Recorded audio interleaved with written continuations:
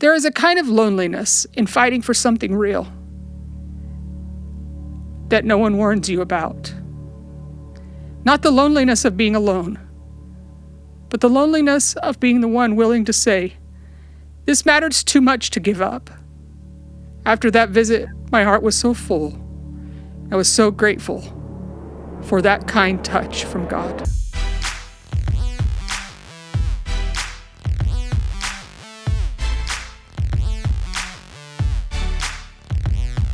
Last week, we had the privilege and honor of attending the birthday celebration of His Majesty, King Mswati III. It was an all-day event, about an hour from home. The day was beautiful and very windy. My hair was completely windswept after the main event. I turned to Harry and laughed. If only we could find a plug. We wandered around the town for a while, not really knowing where to go for electricity. And then, something stirred in my heart. A memory, a name, a home. Recently, when things were very difficult with the media, the daughter-in-law of Gogo Dlamini called us. She said that they were praying for us, and she wanted us to know it. And then she got really excited when she started talking about her eye. She explained how she'd been blind, and now she could see, and she just wanted to say, "Thank you."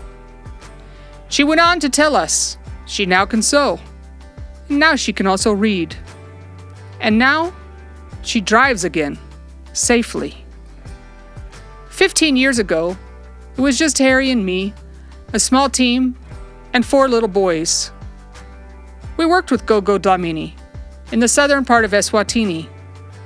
She's strong, joyful, and completely unforgettable. She used to cook for all of us, but especially for the boys during outreach.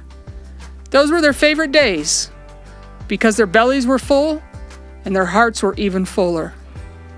She was one of the people who believed in us when all we had was a vision, a small car and trailer, and the deep belief that something beautiful was worth building. So I picked up the phone, and they said to me, "Stay where you are, we're coming to get you." 10 minutes later, they found us, right there on the side of the road. They took us straight to Gogo's home. She had already boiled the water for us, so we could freshen up. We used the electricity. Harry curled my hair, again. And then they prayed over us. They cried.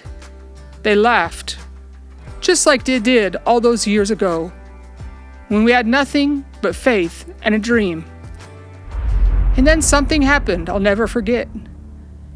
Gogo looked at me and said, "I still come to the Miracle Campus, but I've never seen you. I always look for you, but I haven't yet found you." She took my face in her hands and kissed me, not once, not twice, but all over my face, like a mother who hadn't seen her child in years. Pure love. And in that small house, by that fire, surrounded by memory and mercy, the noise outside faded. The world quieted, and my heart remembered where it belonged.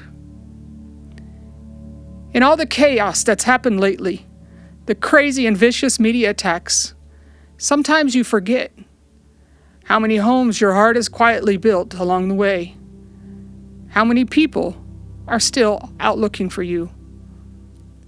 How many people are still praying for you, still waiting to say, "You're not alone. You never were." There is a kind of loneliness in fighting for something real that no one warns you about. Not the loneliness of being alone, but the loneliness of being the one willing to say, "This matters too much to give up." And then someone opens the door.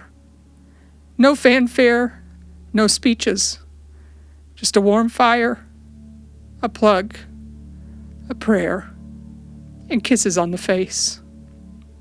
And suddenly, everything makes sense again. After that visit, my heart was so full. I was so grateful for that kind touch from God.